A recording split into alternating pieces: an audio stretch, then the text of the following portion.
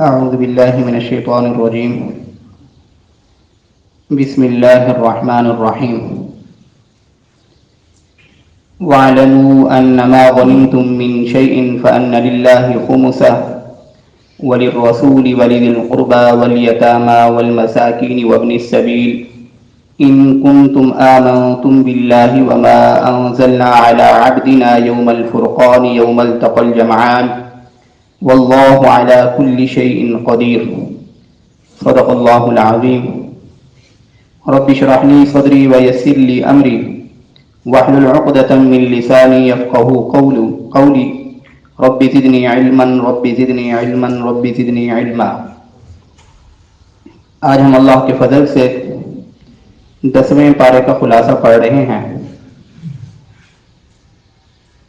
کل نامے پارے کے آخر میں سورہ انفال کے حوالے سے تھوڑا سا تعارف پیش کیا تھا جو نامے پارے کے آخر میں شروع ہو رہی ہے کہ انفال کسے کہتے ہیں، مال غنیمت کسے کہتے ہیں، مال فے کسے کہتے ہیں. اس سورت کے اندر، سورہ انفال کے اندر، اللہ تبارک و تعالی نے مال غنیمت کے حوالے سے کچھ احکام بیان فرمائے اور تقسیم بیان فرمائی کہ مال غنیمت کو کتنے حصوں میں تقسیم کیا جائے گا اور کتنا حصہ رسول اللہ صلی اللہ علیہ وسلم اور ان کے رشتہ داروں کا، فقراء اور مساکین کا ہوگا اور کتنا مجاہدین کا ہوگا. سب سے پہلے مال غنیمت کے حوالے سے 10ویں پارے کی پہلی جو آیت ہے مال غنیمت کی تقسیم کے حوالے سے ہے. مال غنیمت اس مال کو کہتے ہیں کہ جو مسلمانوں نے کافروں کے ساتھ جہاد کے نتیجے میں حاصل کیا ہو، جو بغیر جہاد کے حاصل ہو گیا ہو، اسے مال فے کہتے ہیں. اس کے 5 حصے کیے جائیں گے. ایک حصہ رسول اللہ صلی اللہ علیہ وسلم اور آپ کے رشتہ دار، یتیم، مساکین اور مسافروں کے لیے، اور باقی جو 4 حصے ہوں گے مال غنیمت کے وہ پھر مجاہدین کے اندر تقسیم کیے جائیں گے. پہلا حکم یہ بیان کیا گیا. اور اس کے بعد اللہ تبارک و تعالی نے اس صورت کے اندر غزوہ بدر کا ذکر فرمایا اور پھر اس کے نتیجے میں اللہ تبارک و تعالی نے کچھ اصول بیان فرمائے اور اپنی غیبی مدد اور نصرت کا ذکر فرمایا. جنگ میں فتح کے 6 اصول اللہ تبارک و تعالی نے بیان فرمائے. یہ صرف رسول اللہ صلی اللہ علیہ وسلم کی زندگی میں یہ اصول صرف کارگر نہیں تھے، بلکہ قیامت تک کے لیے مسلمان جب بھی کافروں کے خلاف کبھی جہاد کی نوبت آتی ہے اور یہ معاملہ پیش آتا ہے تو اللہ تبارک و تعالی نے قیامت تک آنے والے مسلمانوں کے لیے جہاد کے اندر 6 اصول بیان فرما دیے کہ اگر یہ 6 اصول تمہاری زندگی کے اندر ہوں گے تو تم غالب ہو جاؤ گے. بڑے آسان. یا ایھا الذین آمنوا اذا لقیتم فئۃ فاثبتوا، جب تمہاری مٹ بھیڑ ہو جائے، جب تمہاری ملاقات یعنی جنگ کی نوبت آ جائے کافروں کے ساتھ، اے ایمان والو، پہلا اصول یہ ذہن میں رکھیے، فاثبتوا، ثابت قدمی دکھانی ہے، بزدلی کا مظاہرہ نہیں کرنا. دوسرے نمبر پہ واذکروا اللہ کثیرا لعلکم تفلحون، جنگ کے دوران بھی اللہ کا ذکر کثرت کے ساتھ کرنا ہے، یہ اللہ کو یاد رکھنا ہے، اپنے اسباب کے اوپر کسی قسم کا فخر اور گھمنڈ نہیں ہونا چاہیے. تیسرے نمبر پہ واطیعوا اللہ ورسولہ، جنگ کے دوران بھی اللہ اور اس کے رسول کے احکامات کی اطاعت کرنی ہے. چوتھے نمبر پر ولا تنازعوا فتفشلوا، آپس میں تم مسلمان کسی قسم کا تمہارے درمیان تفریقہ نہیں ہونا چاہیے، بلکہ کافروں کے مقابلے میں تم نے وحدت دکھانی ہے، وحدت کا مظاہرہ کرنا ہے، ایک ہو کر لڑنا ہے. 5ویں نمبر پر وصبروا، ظاہر ہے میدان جنگ ہے، جہاد کا مرحلہ ہے، اس کے اندر کافروں کی طرف سے تمہارے اوپر آزمائشیں بھی آئیں گی، سختیاں بھی آئیں گی، جیسا کہ غزوات کے اندر ہمیں یہ حالات ملتے ہیں کہ مسلمانوں پر کتنی سختیاں آتی تھی. تو ان کے اوپر صبر کا مظاہرہ کرنا ہے، اس لیے کہ اللہ تبارک و تعالی صابرین کے ساتھ ہوتے ہیں. 6 نمبر پر ولا تکونوا کالذین خرجوا من دیارہم، اس آیت کا خلاصہ یہ ہے کہ اگر تمہیں اللہ تبارک و تعالی افرادی قوت دے دیتے ہیں کسی جنگ کے اندر، تمہارا پلڑا بظاہر بھی بھاری ہو جاتا ہے یا ان کے مقابل آ جاتے ہو اسباب کی دنیا میں بھی، घुमंड और गुरूर नहीं करना, बल्कि फिर भी अल्लाह तबारक व तआला की ज़ात पे भरोसा करना है। ये 6 उसूल कुरान मजीद ने बयान फरमाए मुसलमानों की फतह के लिए और गलबे के लिए। उसके बाद अल्लाह तबारक व तआला ने अपनी गैबी मदद और नुसरत जो ग़ज़वा बदर के अंदर अल्लाह तबारक व तआला ने फरमाई थी, ज़ाहिरी असबाब में तो आपको मालूम है कि मुसलमान हर हवाले से कमजोर थे, अफराद के एतबार से भी, आलात के एतबार से भी, हत्ता कि जिस सरजमीन पर मुसलमान थे वो रेतली सरजमीन थी और उस जमीन पर पानी भी मुसलमानों के पास नहीं था। मद्दे मुकाबिल जो काफिर थे, जो अफरादी एतबार से भी बढ़कर थे, आलात जंग भी उनके पास ज्यादा थे और उसके साथ साथ पानी सारा का सारा उनके कब्जे में था। अल्लाह तबारक व तआला फरमाते हैं कि जाहिरी दुनिया में बादियों नजर में इतने फर्क के बावजूद कि कोई तुम्हारा तनासुब भी नहीं है, तुम इतने कलील थे, लेकिन उसके बावजूद ग़ज़वा बदर के अंदर हमने कैसे तुम्हारी गैबी मदद की। पहले शैतान ने मुज़य्यन किया, शैतान ने उन्हें तसल्ली दी मुशरिकों को, काफिरों को कि तुम लड़ो और मैं तुम्हारे साथ हूं। जब आपस में मुलाकात हुई, मुसलमानों और काफिरों की लड़ाई शुरू हुई, तो शैतान भाग गया और कहा कि मेरा कोई तुम्हारे साथ नाता और ताल्लुक नहीं। यानी शैतान ने पहले उभारा, वो तैयार हुए, जब वो तैयार हो गया तो शैतान छोड़ गया उनको। और दूसरे नंबर पर अल्लाह तबारक व तआला फरमाते हैं वलौ तरा इज़ यतवफ़्फ़ल लज़ीना कफ़रुल मलाइका यज़रिबूना वुजूहहुम व अदबारहुम, कि हमने ग़ज़वा बदर के अंदर अपने फरिश्तों को नाज़िल फरमाया और वो फरिश्ते काफिरों के चेहरों पे ज़र्ब मारते थे, चेहरों को मारते थे, व अदबारहुम और उनकी पुश्तों पे मारते थे। ये गैबी मदद अल्लाह तबारक व तआला की तरफ से नाज़िल हुई, जिसकी वजह से अल्लाह तबारक व तआला ने मुसलमानों को ग़लबा अता फरमाया। उसके बाद चौथे नंबर पर अल्लाह तबारक व तआला मुसलमानों को आगे तलकीन फरमा रहे हैं और हुक्म दे रहे हैं कि ये ग़ज़वा बदर तो हो गया, इत्तेफाकी तौर पर ये जंग की नौबत आ गई, पहले से तुम्हारे पास कोई प्लानिंग नहीं थी, लेकिन आइंदा के लिए मादी और अस्करी तौर पर भी अपनी तैयारी खूब रखो। मादी और अस्करी तौर पर मुसलमान अपने आप को तैयार रखें, यह शरीयत का हुक्म है। और ये हर वक्त हालात की तब्दीली की वजह से, हर जमाने में और हर दौर के अंदर ये आलात जंग जाहिर है। जो आलात जंग आएंगे, उस वक्त के जदीद तरीन जो आलात होंगे जंग के, मुसलमानों को हुक्म दिया गया कि उन आलात जंग को अपने पास तैयार रखो। उस दौर में अगरचे घोड़े थे, तलवारें थी, नेज़े होते थे, इस दौर के अंदर जाहिर है अब ये नौइयत और शक्लें तब्दील हो गई हैं। इस वक्त की जितनी भी मतलूबा चीजें हैं जो दुश्मन के साथ मुकाबले में जंग के अंदर मुआविन और मददगार होती हैं, चाहे वो हेलीकॉप्टर की सूरत में हो, जंगी जहाज की सूरत में हो, एटम बम की सूरत में हो और मुख्तलिफ, बल्कि इससे बढ़कर इस वक्त जो जंग का एक बहुत बड़ा मुअस्सिर जो टूल है या जरिया है वो मीडिया वार है। तो मुसलमानों को अपनी मीडिया के अंदर भी ऐसे इस्तेहकाम पैदा करना चाहिए कि पहले जो दुश्मन होता था वो किसी कौम को मगलूब करने के लिए, मगलूब करने के लिए वो हथियार लेके आता था और उन्हें कत्ल करता था। लेकिन आज की जंग का जो हिकमत अमली है, जो तरीकाकार है, वो तब्दील हो गया है। आज कौमों को मगलूब और मरलूब करने के लिए मीडिया के ऊपर ऐसी जहनसाजी की जाती है कि कौमें मगलूब और मरलूब हो जाते हैं। तो इसलिए जंग का जो तरीका जिस दौर के हवाले से जरूरत है, मुसलमानों को हुक्म दिया गया कि रूहानी तौर पर अल्लाह तबारक व तआला के ऊपर भरोसा करना, ये तो एक कलीद है और कुंजी है एक मुसलमान के लिए। बुनियादी तौर पर वो अल्लाह की दात पे तवक्कुल करेगा, लेकिन इसके साथ साथ मादी और अस्करी तौर पे भी अपने आप को खूब तैयार रखना है। चुनांचे फरमाया गया वअइदू लहुम मस्ततअतुम मिन कुव्वतिन व मिन रिबातिल खैल, तुम जितना हो सके अपनी हिम्मत और इस्तिताअत के मुताबिक अपनी कुव्वत को तैयार रखो, घोड़ों को तैयार रखो। जितने भी जंग के अंदर मतलूबा चीजें हैं वो तुम्हारे पास होनी चाहिए, ताकि तुरहिबून बिही अदुव्वल्लाहि व अदुव्वकुम, ताकि तुम्हारी इन तमाम मादी असबाब का दुश्मन के ऊपर असर भी पड़े, रौब पड़े। उसके बाद 5वें नंबर पर अल्लाह तबारक व तआला ने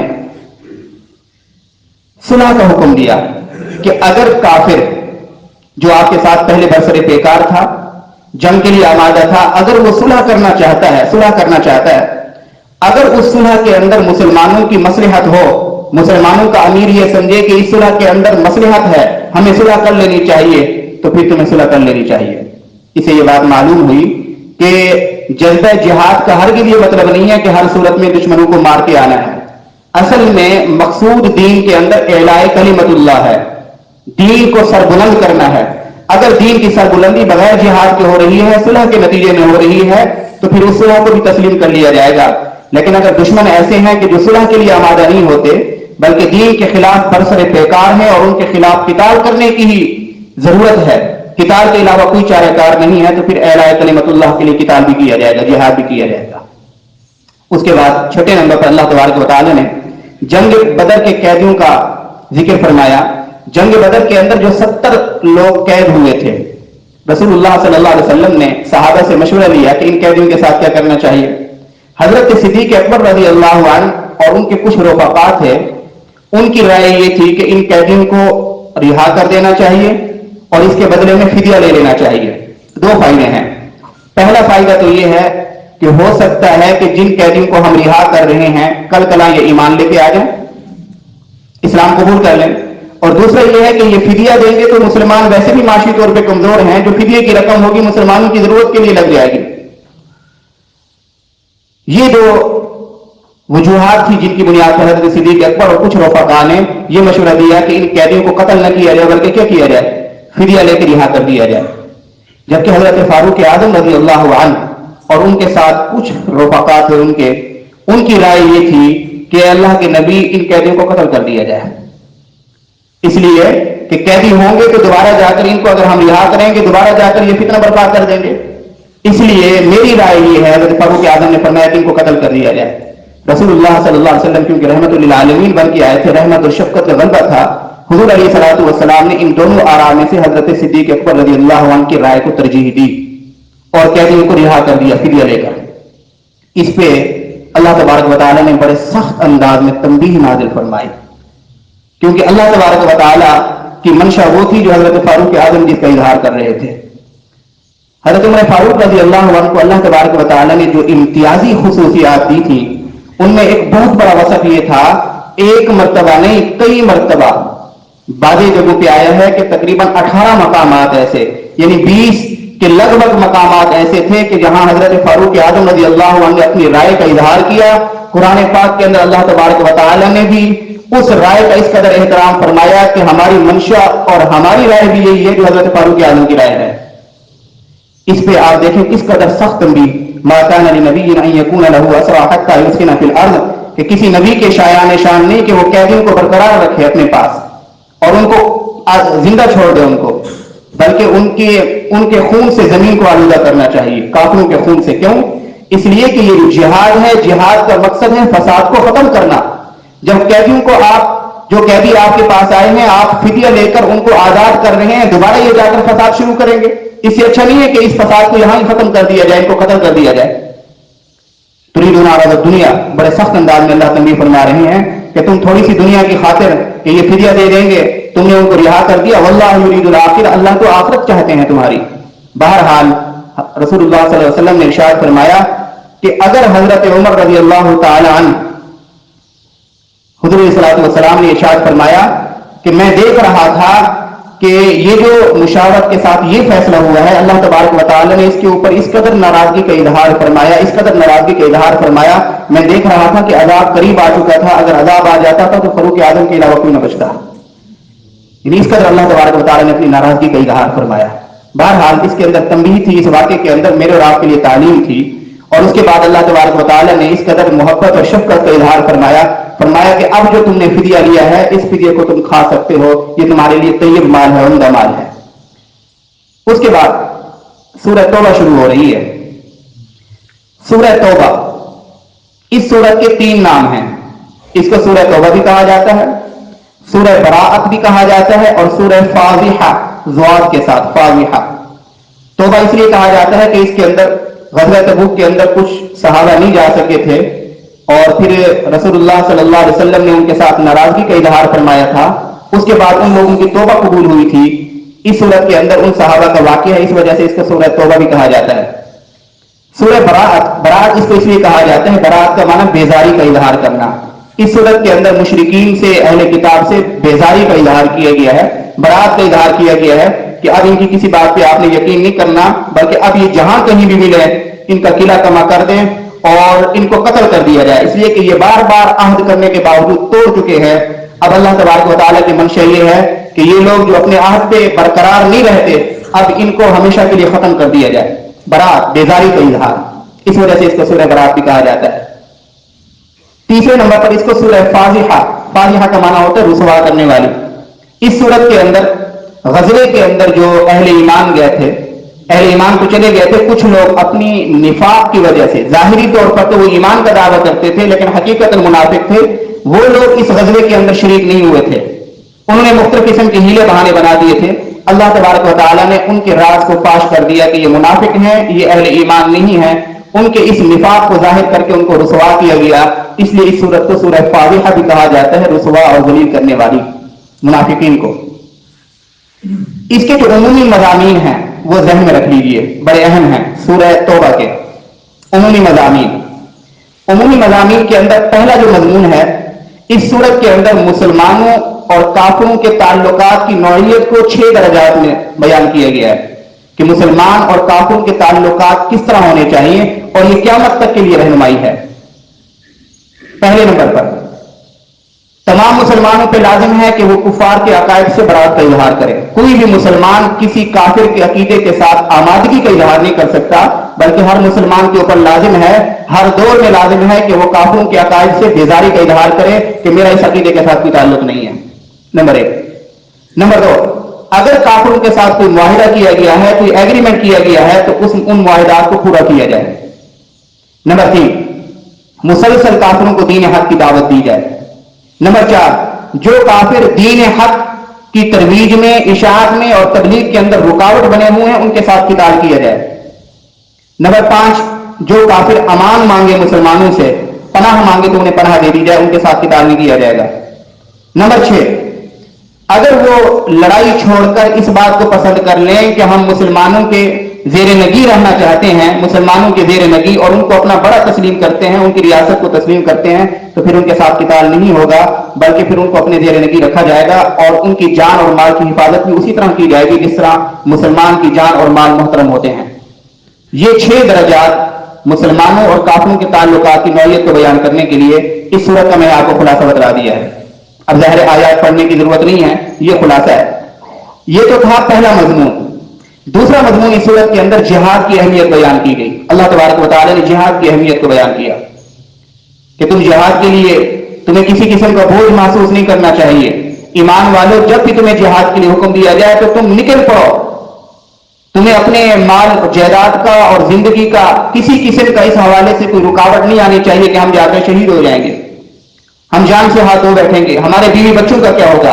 अल्लाह तबारक व तआला ने बड़ी तरगीब दी कि जिहाद में जाने से जिंदगी कम नहीं हो जाती। अगर तुम्हारी मौत लिखी हुई है तो तुम्हें बिस्तर पे भी आ जाएगी, नहीं लिखी हुई तो मैदान जिहाद के अंदर भी नहीं आएगी। जिहाद की अहमियत बयान की गई और उसकी तरगीब दी गई। नंबर 3, मुनाफिकीन की मज़म्मत बयान की गई। अल मुनाफिकून वल मुनाफिकात बाज़ुहुम बिन बाज़ यअमुरूना बिल मुनकर व यनहौना अनिल मारूफ व यक़बिज़ूना अयदियहुम, कि मुनाफिक तो वो हैं चाहे मर्द हों या औरतें हों, ये दोनों एक जैसे हैं, दोनों की खसलतें एक जैसी हैं। और इनकी आदात क्या है और इनके अंदर खामियां क्या है। यअमुरूना बिल मुनकर, ये मारूफ के बजाय मुनकर का हुक्म देते हैं, बुराई का हुक्म देते हैं एक दूसरे को। जबकि जो अहले ईमान है, वल मुमिनून वल मुमिनात बाज़ुहुम मिन बाज़ यअमुरूना बिल मारूफ, मुसलमान जो है वो एक दूसरे को भलाई का हुक्म देते हैं। मुनाफिकों का शेर यह है कि एक दूसरे को बुराई का हुक्म देते हैं।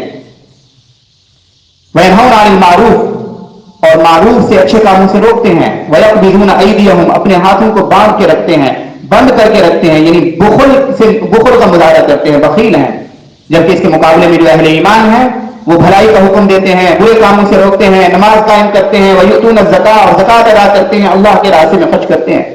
मुनाफिकीन की मज़म्मत बयान की गई। इस सूरत के अंदर ज़कात के मसारिफ बयान किए गए। सूरह तौबा आयत नंबर 60, 10वें पारे के अंदर ज़कात के मसारिफ बयान किए गए। अब वो मसारिफ क्या हैं? इन्नमस सदक़ातु लिल फुक़रा वल मसाकीन वल आमिलीन अलैहा वल मुअल्लफ़ति क़ुलूबुहुम व फिर रिक़ाब वल गारिमीन व फ़ी सबीलिल्लाहि व इब्निस सबील। 8 मसारिफ अल्लाह तबारक व तआला ने ज़कात के बयान फरमाए। पहला मसरफ लिल फुक़रा और दूसरा मसाकीन। फकीर और मिस्कीन ये दोनों कुरानी इस्तिलाहात हैं। फकीर और मिस्कीन के अंदर थोड़ा सा फर्क होता है। एक वो शख्स के जिसके पास बिल्कुल कुछ नहीं है उसको फकीर कह दिया जाता है। एक वो शख्स जिसके पास कुछ है तो सही, लेकिन वो बुनियादी जरूरत भी बड़ी मुश्किल से पूरा कर रहा है, जमा पूंजी बिल्कुल नहीं हो सकती, खुशी गमी का कोई मौका आ जाए तो उसे कर्ज लेना पड़ता है, اس کو قرآنی اصطلاح کے اندر مسکین کہا جاتا ہے، اور بعض علماء نے اس کا بالکل برعکس معنی کیا ہے دونوں کا۔ یہ دونوں زکات کے مستحق ہیں، فقیر اور مسکین۔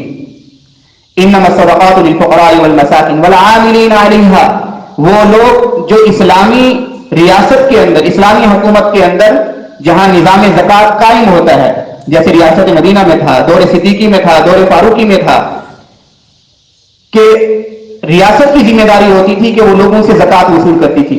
اب ریاست جن لوگوں کو مامور کرتی تھی وہ جا کر لوگوں سے زکات وصول کریں، چاہے وہ زکات کے جانور ہیں یا زکات کی رقم ہے، پیسے ہیں، زیورات کی شکل میں ہے، جس شکل میں بھی ہے۔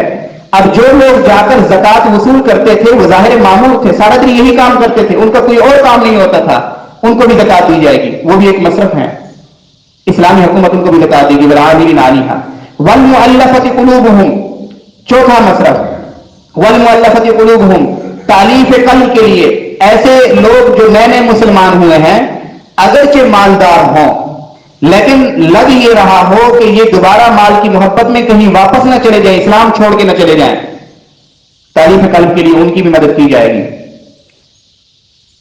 اور اسی طرح اس کا ایک معنی یہ بھی بیان کیا جاتا ہے کہ وہ کافر جو اسلام کے بارے میں نرم گوشہ رکھتے ہوں، ان کو اسلام کی طرف لانے کے لیے ان کے اوپر بھی زکات کی رقم خرچ کی جائے گی، تالیف قلب کے لیے، تاکہ یہ اسلام کی طرف آ جائیں۔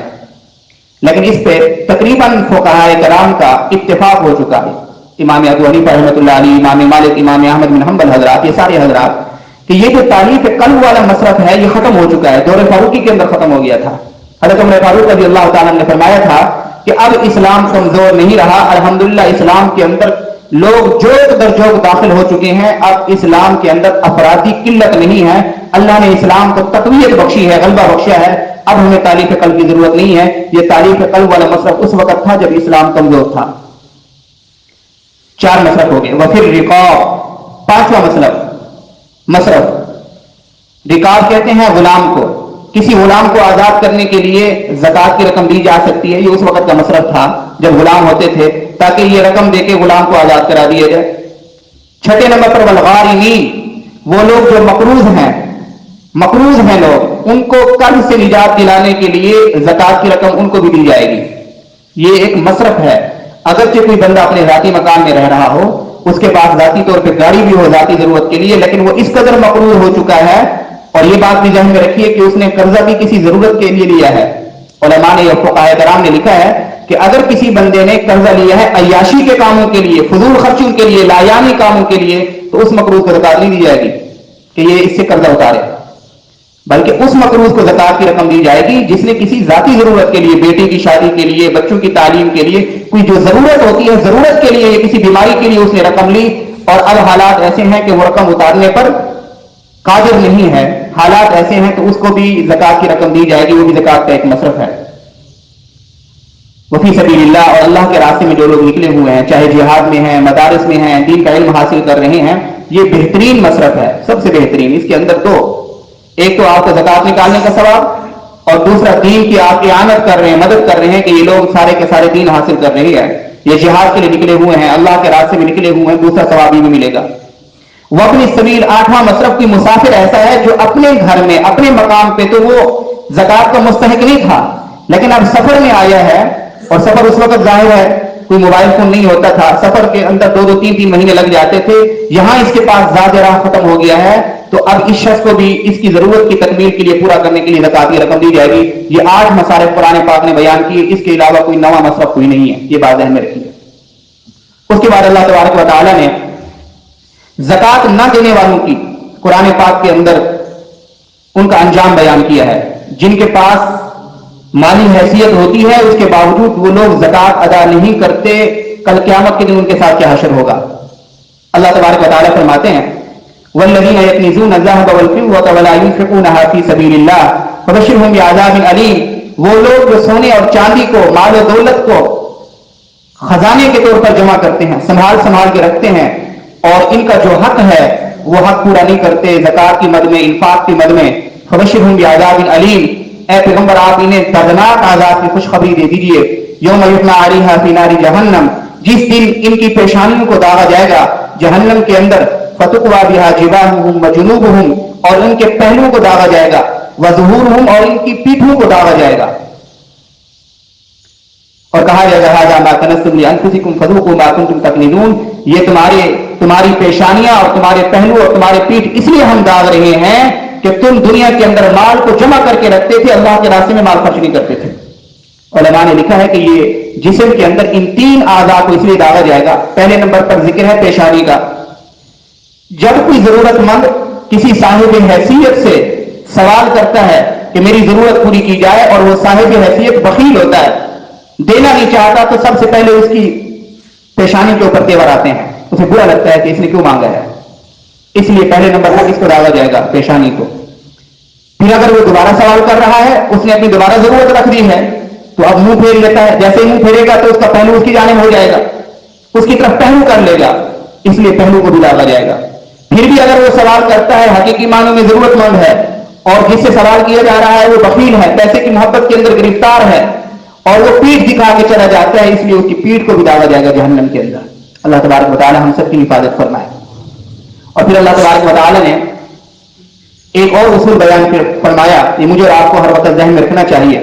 अल्लाह फरमाते हैं, देखें ज़कात का, इंफाक का ये सारा मामला चल रहा है, जिहाद का चल रहा है, कितनी खूबसूरत ज़हन सारी कि ऐ ईमान वालों, कुल इन कान आबाउकुम व अबनाउकुम व इख्वानुकुम व अज़वाजुकुम व अशीरतुकुम व अम्वालुन इक़्तरफ़्तुमूहा व तिजारतुन तख़शौना कसादहा व मसाकिन तर्ज़ौनहा अहब्ब इलैकुम मिनल्लाहि व रसूलिही। 8 चीजों का अल्लाह तबारक व तआला ने जिक्र फरमाया। 8 चीजों का अल्लाह फरमाते हैं कि अगर अल्लाह और उसके रसूल की मोहब्बत इन 8 चीजों पर गालिब नहीं है तो फिर तुम अल्लाह के अज़ाब का इंतजार करो। और आज हम देखें कि हमारे दिलों के अंदर इन 8 चीजों की मोहब्बत गालिब हो चुकी है अल्लाह और उसके रसूल की मोहब्बत के मुकाबले में। कुल इन कान आबाउकुम, ऐ ईमान वालों, अगर तुम्हारे आबा व अजदाद 1, व अबनाउकुम तुम्हारी औलाद 2, व इख्वानुकुम तुम्हारे भाई 3, व अज़वाजुकुम तुम्हारी बीवियां 4, व अशीरतुकुम और तुम्हारा खानदान और कुंबा 5, व अम्वालुन इक़्तरफ़्तुमूहा और तुम्हारा माल दौलत 6, व तिजारतुन तख़शौना कसादहा और तुम्हारा सामान तिजारत 7, व मसाकिन तर्ज़ौनहा और तुम्हारी रिहाइश गाहें और तुम्हारे बड़े बड़े बंगले और तुम्हारे घर, ये 8 चीजें अहब्ब इलैकुम मिनल्लाहि व रसूलिही व जिहादिन फी सबीलिही, अगर इन चीजों की मोहब्बत अल्लाह और उसके रसूल से और अल्लाह के रास्ते में जिहाद करने से ज्यादा गालिब हो जाती है, ये चीजें रुकावट बनने लगती हैं अल्लाह के हुक्म को पूरा करने में, फतरब्बसू हत्ता याती अल्लाहु बिअमरी, तो फिर इंतजार करो, किसी वक्त भी अल्लाह का अज़ाब आ सकता है। आज हम अपनी इस्लाह करें इस हवाले से, यही चीजें आमतौर पर रुकावट बनती हैं। इन्फाक में, ज़कात की अदायगी में, अल्लाह के रास्ते में, जिहाद में, यही चीजें रुकावट बनती हैं। या तो बीवी बच्चे होंगे, या आबा व अजदाद होंगे, या माल दौलत होगा, या खूबसूरत हमारी क़ियाम गाहें और खूबसूरत हमारी रिहाइश गाहें, यही चीजें होती हैं। अल्लाह तबारक व तआला मुझे और आप हज़रात को सही मानों में कुरानी तालीमात का फहम, और अल्लाह तबारक व तआला ने एक एक आयत के अंदर जो हुक्म दिया, अहम अहम मज़ामीन आप हज़रात के सामने रख देते हैं, वरना एक पारे के अंदर सैकड़ों मज़ामीन होते हैं, सैकड़ों मज़ामीन। लेकिन ये मज़ामीन भी जो रखे जाते हैं, इनमें से हर मज़मून ऐसा होता है जैसे वो हमारी जरूरत हो। ये आयत आज के इस दौर के लिए नाज़िल हुई हो, इसलिए अल्लाह तबारक व तआला से हर वक्त दुआ करनी चाहिए कि अल्लाह कुरान पाक के अंदर आपने जो कुछ फरमाया, जिस चीज का तकाज़ा किया और जो अहकामात नाज़िल फरमाए, ऐ इलाहुल आलमीन, कुरानी अहकामात के मुताबिक मुकम्मल जिंदगी हम सबको नसीब फरमा। अल्लाह तबारक व तआला से दुआ है कि अल्लाह तबारक व तआला कुरान पाक का सही मानों में फ़हम और उस पर अमल करने की तौफीक अता फरमाए।